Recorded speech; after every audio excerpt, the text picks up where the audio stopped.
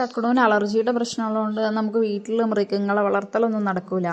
അപ്പോൾ തക്കടൂനാണെങ്കിൽ പെറ്റ്സ് ഒന്നും ഇല്ലയെന്ന് പറഞ്ഞ് ഭയങ്കര സങ്കടമായിരുന്നു. അങ്ങനെയാണ് ഞങ്ങൾ അവൾക്കൊരു ഫിഷിനെ വാങ്ങിച്ചു കൊടുത്തത്.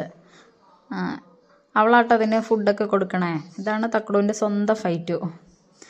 അതിനൊക്കെ ശേഷം തക്കടു നനയ്ക്കാൻ ഇറങ്ങിയിട്ടുണ്ട്. എന്തെങ്കിലുമൊക്കെ പണി ചെയ്യാനൊക്കെ ആൾക്ക് ഭയങ്കര സന്തോഷമാണ്. ഇങ്ങനെ തൊട്ടും തലോടിയും ചെടികളെ തൊട്ടും അങ്ങനെയൊക്കെയാണ് ആൾ നനയും കാര്യങ്ങളൊക്കെ ആയിട്ട് ഇറങ്ങിയേക്കുവാണ്.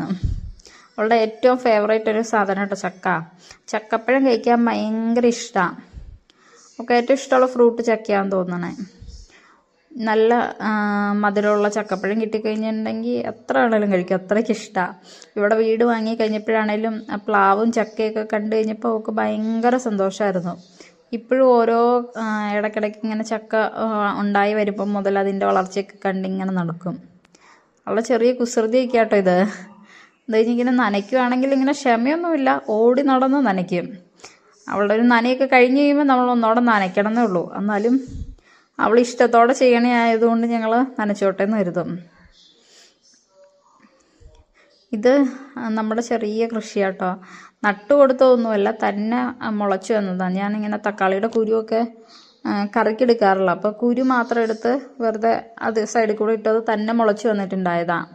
തക്കടൂന് ഇതൊക്കെ കാണുമ്പോൾ ഭയങ്കര സന്തോഷമാട്ടോ. ഓരോ ചെറിയ തക്കാളി ഉണ്ടാവുമ്പോഴും അതിങ്ങനെ പഴുത്തു വരുന്നതും ഒക്കെ കാണുന്നത് ഇഷ്ടമാണ്. ചില സമയത്ത് ഇങ്ങനെ ചെറുതായിട്ട് ഉണ്ടായി തുടങ്ങുമ്പോഴേ ആൾ ഓടിപ്പോയി പറിച്ചുകൊണ്ട് വരികയൊക്കെ ചെയ്യുവേ.